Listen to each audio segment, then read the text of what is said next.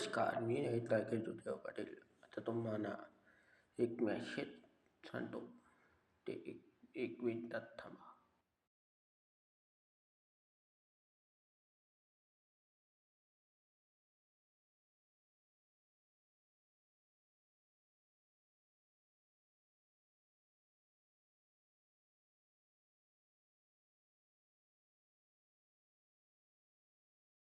या नागाचं एक चोरी आहे असा आमच्याच शरीरात.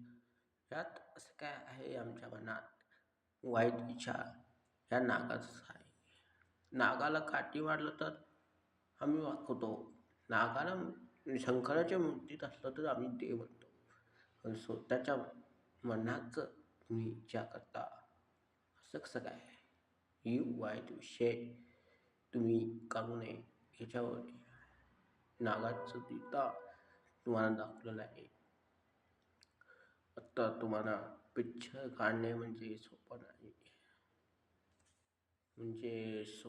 म्हणजे एक कलाकार आणि आत्ता लोकांनी असं काढणे सोपं नाही. तुम्ही साधे माणसांनी काढू शकता. तुमच्या मनात वाईट विचार आहे ते काढा तुम्ही. चांगलं विचार तुम्ही विचारतो, वाईट विचारात नका.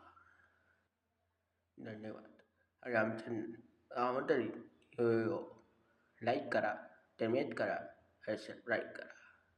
धन्यवाद. तुम्ही आईला रडताना बघितलंय बरोबर ना? आई रडती, काय झालं इकडे तिकडं. बापाच्या डोळ्यात कधी पाणी आलंय का? बाप कधी रडताना बघितलाय का? बाप पोरांना सांगतो, तू लढ, तू बघ, तुला काय करायचं ते कर, मी आहे तुझ्या पाठीशी. अरे त्या संकटाच्या छताडावर उभं राहते आणि पोराला सांगताय मी आहे, काय कमी पडून देत नाही. हा असतो बाप. कधीच कळत नाही रे बापाची सोप. काय भाऊ, नमस्कार. नमस्कार दादा, बोला. शिवजयंतीची वर्गणी किती करू? अरे यार, सकाळ सकाळी तुम्ही येऊन जाता का? धंदे पाणी नाही, काय नाही, तोंड घेऊन येतात. निघा इथून, नाही भेटणार तुम्हाला काही.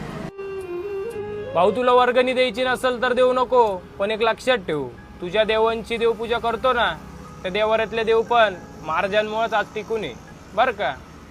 चला. एकदा असंच शिवाजी राजे असताना तानाजी मालुसरे राजांना भेटायला आले आणि राजांना म्हणाले, राज, रायबाचं लगीन काढले बर का. राजा, तुम्हाला रायबाच्या लग्नाला ये लागते बर का. राजा, जोपर्यंत तुम्ही माझ्या रायबाच्या डोक्यावरती अक्षता टाकत नाही तोपर्यंत मी माझ्या रायबाचं लगीन करत नसतोय बर का. राजे म्हणले, अरे तान्हा, रायबाचं लगीन काढला सोय हा होय राज, तुम्हाला ये लागते बर का. राजे म्हणले, अरे तान्हा,